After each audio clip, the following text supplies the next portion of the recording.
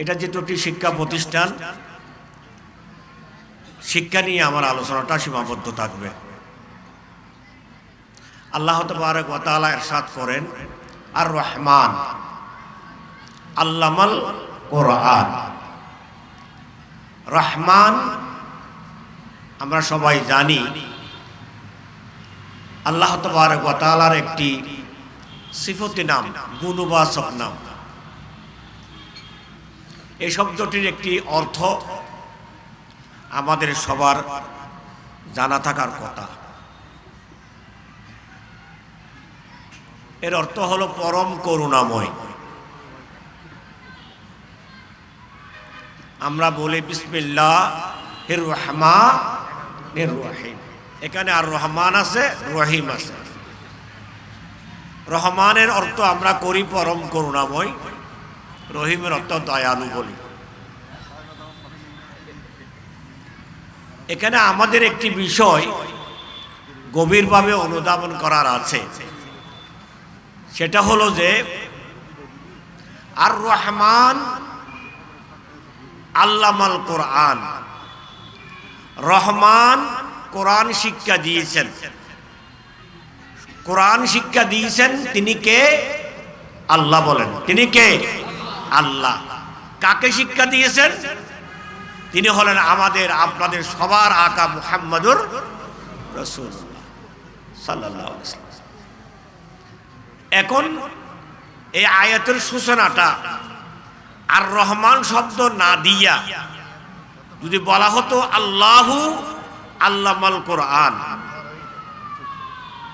হতো, কিন্তু আল্লাহ আর রহমান শব্দ দিয়া এ কথাটা কেন বললেন?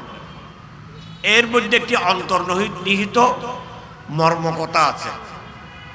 তার মানে হলো আল্লাহ বলতে চাচ্ছেন যারা শিক্ষক হবে তাদেরকে অবশ্যই করুণাময় হতে হবে। সুবহানাল্লাহ বলেন।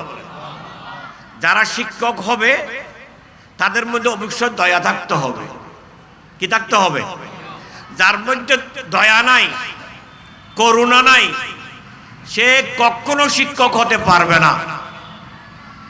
কারণ দয়া থাকলে না সে দিতে পারে, যার মধ্যে দয়া নাই সে তো দিতে পারে না। আমাদের সামনে কতজন আসে সওয়াল করে, আমাদের কাছে তৌফিকও আছে, দয়াও আছে, তাই আমরা পকেট থেকে দিয়া দিই। কিন্তু এমন অনেক মানুষ আছে যার মধ্যে তৌফিক আছে কিন্তু দয়া নাই, তাকে যত না বলি না কেন সে 1 টাকাও দেয় না, দেয়নি। হ্যাঁ, দেয় না। কেন দেয় না? তৌফিক তো আছে, যেহেতু তার মধ্যে দয়া নাই। তো দিতে হলে কি থাকতে হবে? দয়া থাকতে হবে। শিক্ষকরা হলো দেনেওয়ালা, তারা দেবে। কি দেবে? এলম দেবে। এলম দিতে গেলে অবশ্যই তার মধ্যে কি থাকতে হবে? দয়া থাকতে হবে, করুণা থাকতে হবে। না থাকলে সে কখনো দেবে না। এই জন্য আমরা দেখি আমাদের মধ্যে এমন অনেক শিক্ষক আছে, ছেলেদেরকে পাঠদানের বেলায় সে সময় দেখে না,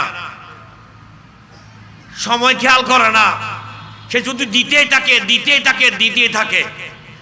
আর কিছু আছে যে টাকা লেনেওয়ালা, ওটা আজকে সবগুলো দিয়ে দিলে আগামী দেখি দেব, বখালতি করে দেয় না, টাকার হিসাব করে।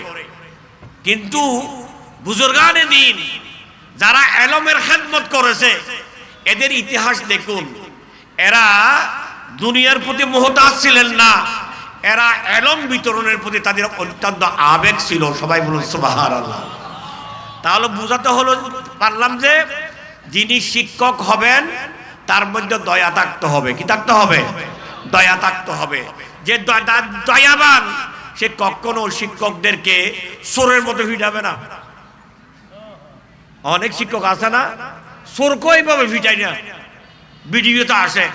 বিশেষ করে করুণা মানে কওমি করোনার, ওয়াহাবি করোনার প্রতিষ্ঠানগুলোতে গরুর মতো ফিটাইনি। শেষ পর্যন্ত ছেলেটা ফালাইয়া চলে যায়, শিক্ষা থেকে দূরে সরা যায়। ছেলেগুলোকে পিতৃসুলভ মায়া দিতে হবে। একজন বাবা তার ছেলেকে যেভাবে মায়া দেয়, আপনাকে তার সাথে ডবল মায়া দিতে হবে, তখন আপনি আপনার থেকে এলম তার মধ্যে দিতে পারবেন। সবাই বলুন সুবহানাল্লাহ। আর বুঝাতে চাচ্ছি যে অবশ্যই যারা শিক্ষক হবেন তাদের মধ্যে অবশ্যই দয়া থাকতে হবে। দয়া থাকলে তিনি সফল হবেন পাঠদানে। যার মধ্যে দয়া নাই সে কখনো পাঠদানে সফল হবে না। এই জন্য কিছু শিক্ষকের জন্য ছাত্ররা পাগল, কথা ঠিক না বেঠিক? কিছু শিক্ষককে দেখলে ফালাইয়া বেড়ায়, আসে না নাই, কাছে আসে না, বাঘের মতো ভয় করে। কিরে ছাত্র কিভাবে উস্তাদকে বাঘের মতো ভয় করবে? ছাত্র তো শিক্ষক দেখলে দৌড়াই আসবে, সালাম করবে, ইজ্জত করবে, খোঁজ খবর নেবে, এটা হওয়া উচিত ছিল। কিন্তু তাকে দেখলে ফালাই যায় কেন? ফালাই যায় কি কারণে? তার পক্ষ থেকে সে কখনো দয়া পায় না। তাহলে শিক্ষক যিনি হবেন, এক নম্বর শর্ত তাকে দয়াবান হতে হবে। আজকে আমরা আমাদের দেশে যে সমস্ত শিক্ষাধারাগুলো প্রচলিত আছে তন্মধ্যে একটা হলো নূরানি শিক্ষা। এই নূরানি শিক্ষা আমরা দেখছি আজকে সমাজে বিভিন্ন জায়গায় তার গ্রহণযোগ্যতা বেড়েছে। তার সাথে পাল্লা দিয়ে আমাদের আহলে সুন্নাত ওয়াল জামাতের পক্ষ থেকে অনেকেই প্রতিষ্ঠান গড়ে তুলেছেন। তন্মধ্যে প্রাচীনতম একটি প্রতিষ্ঠান বলা যায় এই সুলতান নসর শাহ নুরানি ও ইবতেদায়ী মাদ্রাসা। এদের বিভিন্ন প্রকাশনা আছে এবং নুরানি সুন্নিয়া বোর্ড, এই বোর্ডের মাধ্যমে ওরা এই খেদমতটা করে যাচ্ছেন। আজকে অনেকজনকে ওরা মুআল্লিম বানাইয়া সার্টিফিকেট তুলে দিয়েছেন। এরাও বিভিন্ন প্রতিষ্ঠানে গিয়ে এই খেদমতটা করবেন।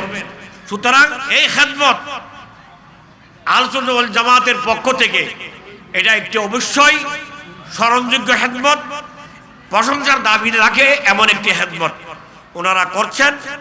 আমরা ওনাদেরকে মোবারকবাদ দিয়ে পেশ করছি। ওনাদের প্রকাশিত বইগুলো অত্যন্ত প্রশংসার দাবি রাখে। আমি ওয়াহাবি ঘরানার নুরানি বইগুলো স্টাডি করেছি, আমাদের সুন্নি ঘরানার অনেক বইগুলো দেখেছি। তন্মধ্যে তুলনামূলক এই নসর শাহ নুরানি মাদ্রাসার পক্ষ থেকে, নুরানি সুন্নাইয়া বোর্ডের পক্ষ থেকে প্রকাশিত বইগুলো মানসম্মত। সুবহানাল্লাহ বলেন, মানসম্মত। এই জন্য আমি আমাদের মাদ্রাসা বরিশাল জিয়াউল উলুম কামেল মাদ্রাসায় নুরানি বিভাগে ইনাদের বইগুলো পাঠ্যভুক্ত করেছি। আলহামদুলিল্লাহ বলেন, পাঠ্যভুক্ত করেছি। সমস্ত গার্ডিয়ানরা বইগুলোর প্রশংসা করেছেন। ছাত্ররা ওখান থেকে ভালোভাবে তাদের সেই জ্ঞান আহরণ করছেন। আমি বলবো আমাদের আহলে সুন্নাত ওয়াল জামাতের ধারায় এই সমস্ত প্রতিষ্ঠানগুলো বিভিন্ন জায়গায় গড়ে উঠছে, এনাদেরকে অনুরোধ করব ওনাদের প্রকাশিত বইগুলো আপনারা সিলেবাসভুক্ত করুন। আমরা সুফল পেয়েছি, আমরা সেটা আপনাদের সাথে শেয়ার করছি, আপনারা করুন এবং এই প্রতিষ্ঠানকে আপনারা সর্বতোভাবে সহযোগিতা করুন। এই প্রতিষ্ঠানের সাথে যাদের সাথে আমার পরিচয় তারা অত্যন্ত খেদমতগার, দ্বীনের খেদমতগার, তারা অত্যন্ত এলমের বিশাল খেদমত আঞ্জাম দিয়ে যাচ্ছেন। ওনাদের আমি উত্তর কামিয়াবি কামনা করছি এবং আপনাদের সকলের শুকরিয়া আদায় করছি। আজকে আপনারা ওনাদের আহ্বানে মাহফিলে এসে মাহফিলকে রৌনক করেছেন। সবার মধ্যে আমি দেখতেছি একটি মহাব্বত দেখতেছি। অনেক জায়গায় প্রতিষ্ঠানে এলাকার মানুষরা আসে না, কিন্তু এখানে দেখলাম যে এই যে মাদ্রাসার আহ্বানে মাহফিলে আপনারা সবাই দলবদ্ধভাবে এসে ওলামায়ে কেরামের বক্তব্য শুনছেন, সহযোগিতা করছেন। এই জন্য আমি আমার পক্ষ থেকে আপনাদের সকলের প্রতি আন্তরিক অভিনন্দন মোবারকবাদ জানিয়ে আমি আমার বক্তব্য এখানে ইখতিতাম করলাম। ওয়া আখিরু দাওয়ানা আলহামদুলিল্লাহি রাব্বিল আলামিন। অল্প সময়ের ভিতরে হুজুরের গুরুত্বপূর্ণ আলোচনা আমাদেরকে মুগ্ধ করেছে এবং হুজুর যে বলেছেন এই মাদ্রাসার জন্য যেনাদেরকে দাওয়াত দেওয়া হয়েছে, আলহামদুলিল্লাহ আপনারা দেখতেছেন মানে বিকাল থেকে যে সমস্ত আলেমদেরকে দাওয়াত দেওয়া হয়েছে, সমস্ত আলেমরা এই প্রতিষ্ঠানের একটা খোরাক হিসেবে, সবার মিলন মেলা হিসেবে এই প্রতিষ্ঠানের মধ্যে সবার